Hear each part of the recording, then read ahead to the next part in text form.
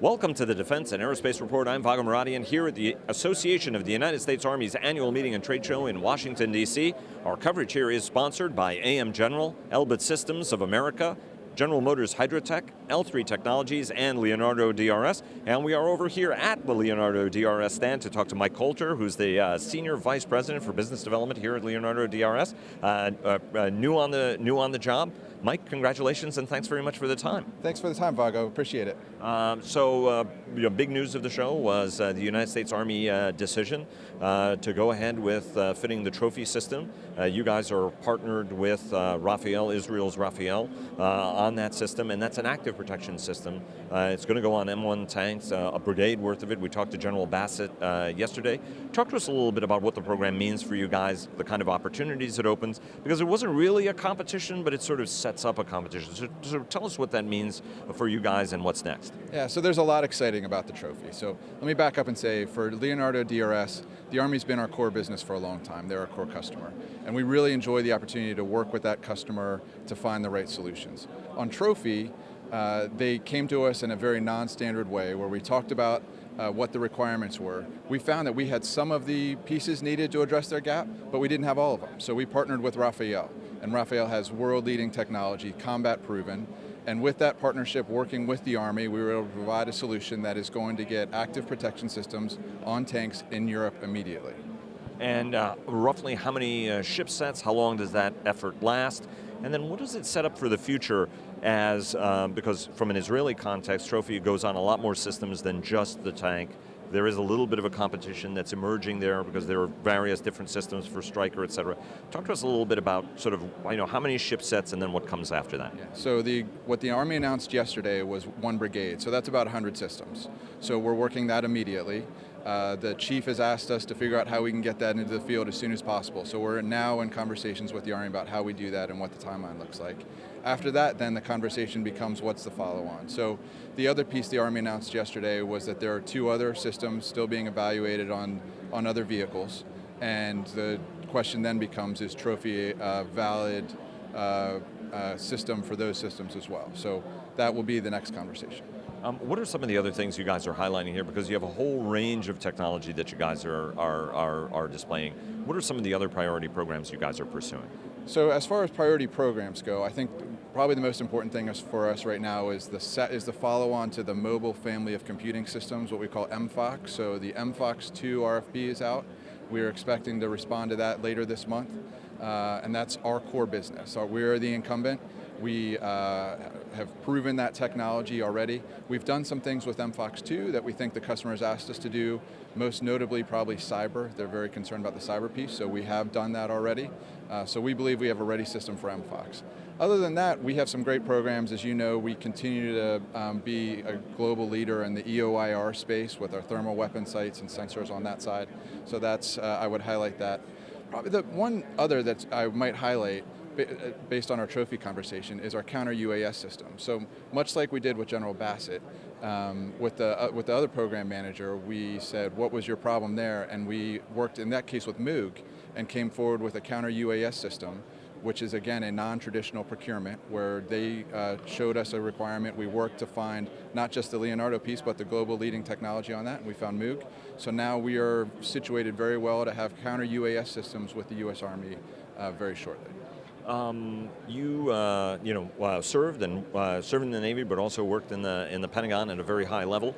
From a strategy standpoint, right? As you guys are building your strategies, how does as somebody who's new to this job now, how does that budgetary uncertainty? We were talking to Brad Feldman, CEO of Cubic.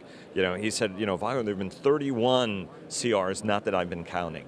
That's become regular order. There was an expectation of a budget increase. We haven't fully seen that yet. The budget process has to work its way through. There's a tax plan. There'll be complications associated with that. As somebody who's trying to look at this strategically, how does that affect your strategic planning process as you try to identify those things, but are living with continuing resolutions, stop starts, and all the things that go with that? Yeah. So there's no doubt that some stability and some predictability would be better. And I think all my colleagues around this room today would tell you the same thing. But we also understand that that's not the reality. So you have to figure out how you address the reality. So in reality, we have core business that we are very certain, talking to the customer, are programs of record and will be there. In those areas we've invested heavily. So I mentioned EOIR, mobile computing, those sorts of things. In other areas where there's less predictability, we have an ongoing conversation with our customer. We believe we have a strong relationship, we understand their need, and in those cases it may not be investment, but it may be teaming. So what we did with Rafael, what we did with Moog, what we've done with RADA on radars.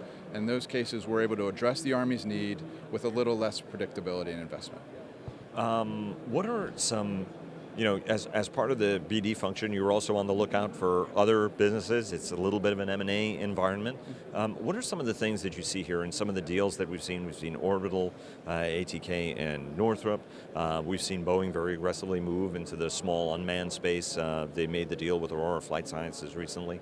As you guys are looking out there, you guys are the product of a series of large mergers and acquisitions, very large ones, but also a series of small deals you guys have done. What are kind of, if you were going to be filling out your capabilities, or you were going to, and make sure you share that with all your competitors, yeah. But when you go to build in, where are some areas you think that you'd like to beef yourself up a little bit and to be a little more competitive?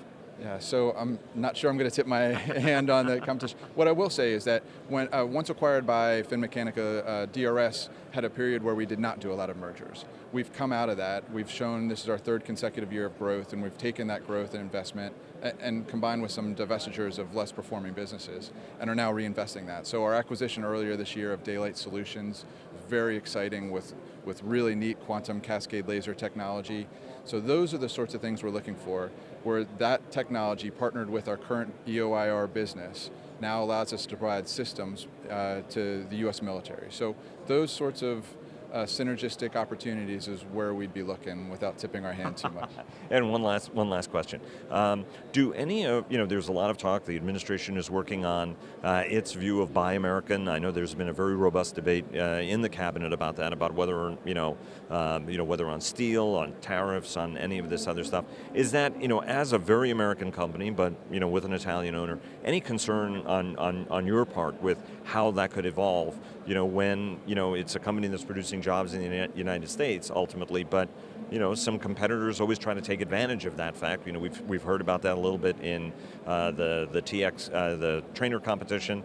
That said, each of the contestants in that have foreign DNA in them, whether it's the Korean involvement in the Lockheed proposal, the Swedish involvement, or in this case, the Italian involvement. Any concerns, and has anybody from the administration reached out, been asking you guys questions about how they can strike a strategy that protects both U.S. interests, but also keeps that free trade upon which the entire U.S. military depends? So I think strategically, what Buy America is intended to do is help on U.S. jobs. And so I think of it less as Buy America than it is sort of Work America. If we want to serve the U.S. warfighter to get them the best technology, we need to look globally. What we've done with Rafael is to find very interesting technology, world-leading technology in Israel. The fact that it was developed in Israel is not connected to the fact that those are all going to be built in the United States. So we are creating jobs in the United States to address the warfighter's need with the best technology available. So I think that framework, where we can look globally, find the best technology, but at the same time ensure that we are creating jobs in the United States, is the right balance. And you had some experience on 76 millimeter guns, didn't you, at one point? I did. We spent some time with 76 millimeter guns, and we may have something to announce on that soon too. All right. Outstanding. Mike, thanks very much. Thanks, Vago. Appreciate it.